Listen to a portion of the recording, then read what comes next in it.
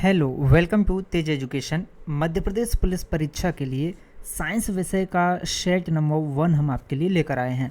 आपको हमारी प्रत्येक क्लास का पीडीएफ और हाँ, इस क्लास का पीडीएफ भी वीडियो के नीचे डिस्क्रिप्शन में, जी हाँ, और कमेंट सेक्शन में आपको लिंक मिल जाएगी। ठीक है भाई, नीचे पीडीएफ की लिंक दी गई है, जहाँ से आप पीडीएफ डाउनलोड करें और आराम से आप अपना क्लास के बाद रिवीजन करते रहें परीक्षा तक।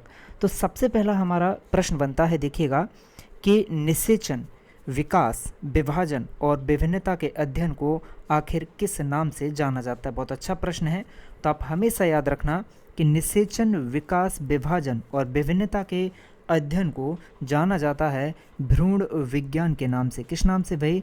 भ्रूण विज्ञान के नाम से जाना जाता है। इसके अलावा आपको याद रखना है कि भाई फिजियोलॉजी में क्या होता है। तो आपको याद रखना है कि फिजियोलॉजी में भाई शरीर की क्रिया विज्ञान, क्या है भाई? शरीर के क्रिया विज्ञान, शरीर के क्रिया विज्ञान, क्रिया विज्ञान और कार्यकी का अध्ययन जो है किया जाता है। ठीक है भाई, क्लियर है फिजियोलॉजी में।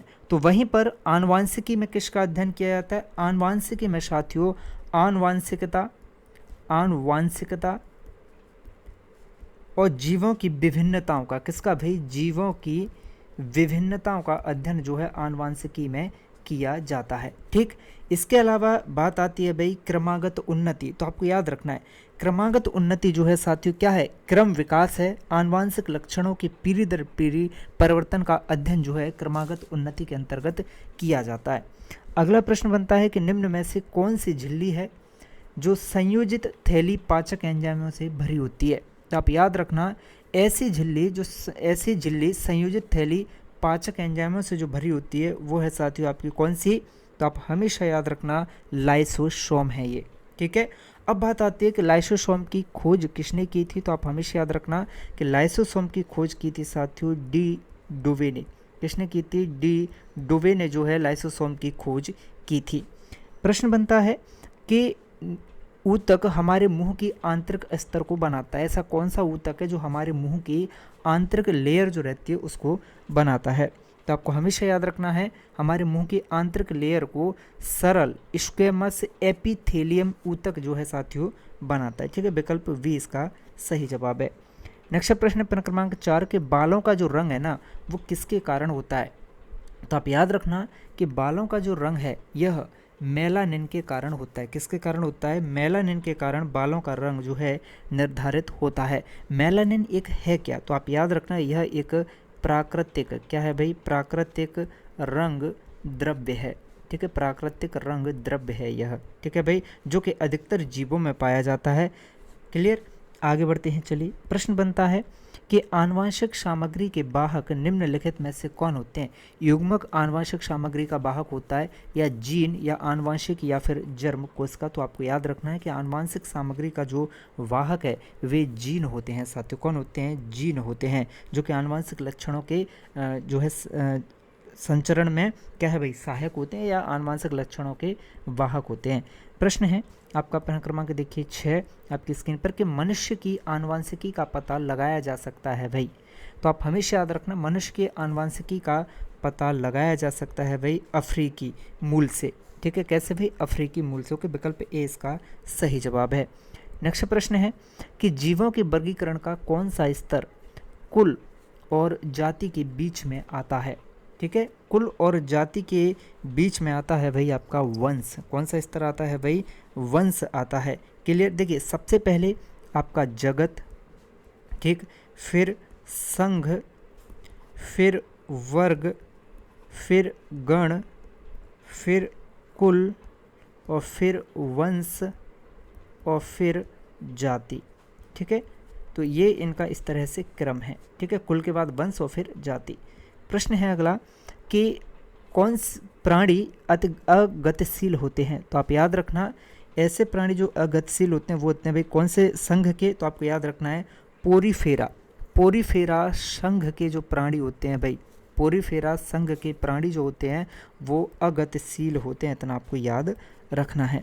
ठीक, नेक्स्ट प्रश्न है कि मानव पाचन तंत्र में पित्त रस का स्रावण कहाँ से होता है? तो आपको याद रखना है कि मानव पाचन तंत्र में पित्त का जो श्रावण है यह यकृत से होता है। आपको ये भी याद रखना है कि पित्त रस का जो भाई जमाव है, पित्त रस का जो जमाव है या पित्त रस भाई इकट्ठा कहाँ पर होता है, इकट्ठा, तो आपको याद रखना है ये भाई पित्ताशय में इकट्ठा होता है।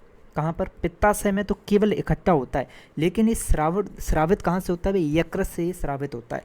आपको पता होना चाहिए कि यकृत जो है ना, ये मानव शरीर की बड़ी ग्रंथि है भाई, सबसे बड़ी ग्रंथि है, सबसे बड़ी ग्रंथि है। ठीक है, मानव शरीर की सबसे बड़ी ग्रंथि कौन है भाई? यकृत है। ठीक है भाई, आगे बढ़ते हैं। प्रश्न है देखिए प्रश्न क्रमांक 10 आपकी स्क्रीन पर कि इनमें से कौन सी अंतःस्रावी ग्रंथि नहीं है? तो आपको याद रखना है कि लार ग्रंथि जो है यह अंतःस्रावी ग्रंथि नहीं है। इसके अलावा पीनियल, थायराइड और अधवृक्क ये सभी अंतःस्रावी ग्रंथियां हैं। क्लियर है? आगे बढ़ते हैं। चलिए, प्रश्न है आपका कि मानव शरीर में प्रोस्टेट एक क्या है? तो आप याद रखना, मानव शरीर में प्रोस्टेट जो रहता है यह एक ग्रंथि है। प्रोस्टेट क्या है भाई? यह एक ग्रंथि है और एक छोटी सी ग्रंथि होती है ये। ठीक है, छोटी सी ग्रंथि होती है जिसे पौरुष ग्रंथि भी कहते हैं भाई। क्या कहते हैं? पौरुष ग्रंथि भी कहते हैं भाई। किसको कहते हैं? प्रोस्टेट ग्रंथि को जो है पौरुष ग्रंथि भी कहते हैं, जिसका आकार कैसा होता है भाई? अखरोट जैसा। कैसा होता है? अखरोट जैसा आकार जिसका होता है। ठीक है, ये आपको अच्छे से याद रखना है। चलिए, अगला प्रश्न है कि निम्नलिखित में से कौन से विटामिन में यीस्ट भाई प्रचुर मात्रा में पाया जाता है? तो ऐसा विटामिन जिसमें यीस्ट भाई प्रचुर मात्रा में पाया जाता है यह है आपका विटामिन वी। कौन सा विटामिन है भाई? विटामिन वी है। अब देखिएगा, कुछ विटामिन देख लीजिएगा, जैसे कि विटामिन बी है। विटामिन बी का रासायनिक नाम क्या होता है? तो आपको याद रखना है, विटामिन बी का रासायनिक नाम होता है साथियों आपका राइबोफ्लेविन। क्या होता है? राइबोफ्लेविन। ठीक है, विटामिन बी का रासायनिक नाम। तो वहीं पर विटामिन सी का रासायनिक नाम क्या होता है भाई? Ascorbic acid. क्या होता है? एस्कॉर्बिक अम्ल होता है। ठीक है, वहीं पर विटामिन के का रासायनिक नाम क्या होता है भाई? फ्लोक्विनोन। क्या होता है? फ्लोक्विनोन। ठीक है भाई, विटामिन ए का रासायनिक नाम क्या होता है भाई? रेटिनॉल। क्या होता है भाई? रेटिनॉल। ठीक है भाई, ये प्रमुख रासायनिक नाम है विटामिनों के। प्रश्न है कि मानव स्वास्थ्य की रक्षा और पारे के उपयोग को समाप्त करने के लिए डिजाइन की गई एक अंतर्राष्ट्रीय संधि पर 2013 में हस्ताक्षर भाई किस ने किए थे? तो आप याद रखना भाई, मिनीमाता जापान में भाई ये हस्ताक्षर जो है किए थे। कहाँ पर भाई? मिनीमाता जापान में हस्ताक्षर ये हुए थे। प्रश्न है कि निम्नलिखित में से कौन मोनेरा समूह से संबंधित नहीं है?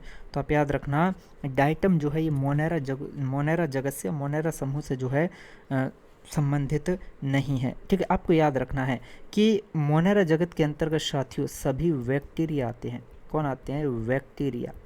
बैक्टीरिया आते हैं भैया। ठीक है, सभी बैक्टीरिया आते हैं मोनेरा जगत के अंतर्गत। आगे बढ़ते हैं। चलिए, प्रश्न है आपका देखिए प्रश्न क्रमांक 14 के बाद अभी आपका प्रश्न क्रमांक 15 आपकी स्क्रीन पर।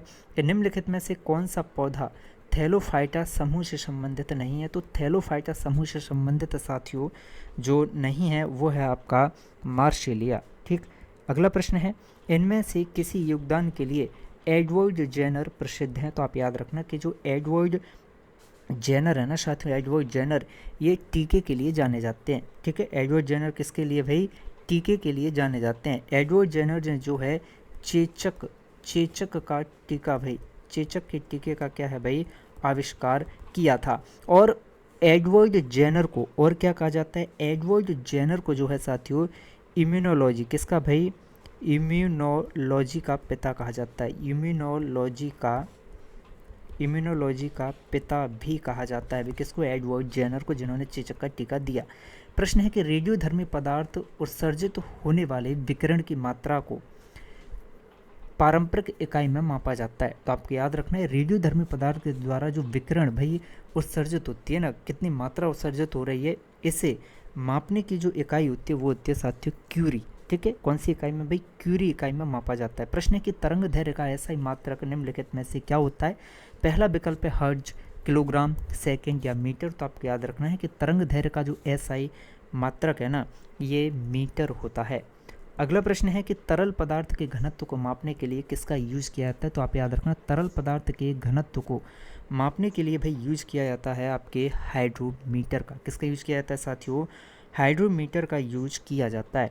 अगला प्रश्न है आपका प्रश्न क्रमांक 20, देखिएगा आपकी स्क्रीन पर है कि कार्य करने की क्षमता भाई क्या कहलाती है? तो आपको याद रखना है कि कार्य करने की जो क्षमता होती है ना साथियों, ये ऊर्जा कहलाती है। क्या कहलाती है? कार्य करने की क्षमता ऊर्जा कहलाती है। प्रश्न है कि कार्य तभी हो सकता है जब, कार्य कब हो सकता है भाई? कार्य तभी हो सकता है जब ऊर्जा हो। ठीक है भाई, क्या हो भाई? जब ऊर्जा हो। अगला प्रश्न है कि गुरुत्वाकर्षण बल जो है वस्तुओं के बीच मौजूद होता है, परंतु इसे तब तक महसूस नहीं किया जा सकता जब तक कि वस्तुओं का द्रव्यमान बहुत अधिक जैसे कि ग्रहों में नहीं होता। तो आपको याद रखना है गुरुत्वाकर्षण बल भाई प्रत्येक और हर एक वस्तुओं के बीच मौजूद रहता है।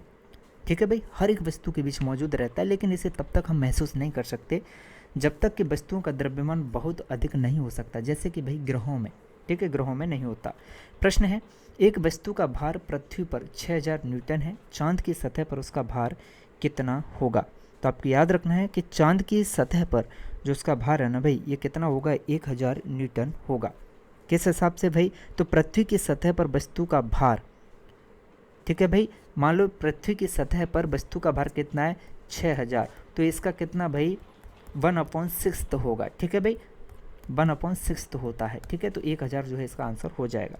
अगला प्रश्न है कि बर्नौली का प्रमेय भाई किसके संरक्षण के सिद्धांत पर आधारित है? तो आप याद रखना बर्नौली का प्रमेय जो है यह ऊर्जा के संरक्षण के सिद्धांत पर आधारित है, तो आपको याद रखना है। क्लियर है? अगला प्रश्न है प्रश्न क्रमांक 25, देखिएगा आपकी स्क्रीन पर है कि सापेक्ष घनत्व किसके बराबर है? तो आप हमेशा याद रखना कि जो सापेक्ष घनत्व है यह पदार्थ के घनत्व अपॉन पानी के घनत्व के बराबर होता है। ठीक है भाई, तो विकल्प सी इसका सही जवाब है। तो साथियों, टॉप 25 प्रश्नों में से साइंस विषय में आपका स्कोर क्या रहा, कमेंट करके बताएं। और इसी तरह आप साइंस का पूरा रोजाना एक प्रैक्टिस सेट दोपहर 2 बजे जरूर देखिएगा। और पीडीएफ आपको भाई वीडियो के नीचे डिस्क्रिप्शन और कमेंट सेक्शन में लिंक मिल जाएगा साथियों। ठीक है, पीडीएफ लिंक आपको नीचे दिया गया है, तो पीडीएफ डाउनलोड करें, बेहतरीन रिवीजन करते रहें क्लास के बाद। उम्मीद करता हूँ बहुत अच्छा आपका स्कोर रहा होगा, 20+ रहा होगा। अगर 20+ नहीं है तो बहुत मेहनत आपको करने की ज़रूरत है। मिलते हैं नेक्स्ट सेशन में, तब तक के लिए जय हिंद, जय भारत, जय महाकाल साथियों।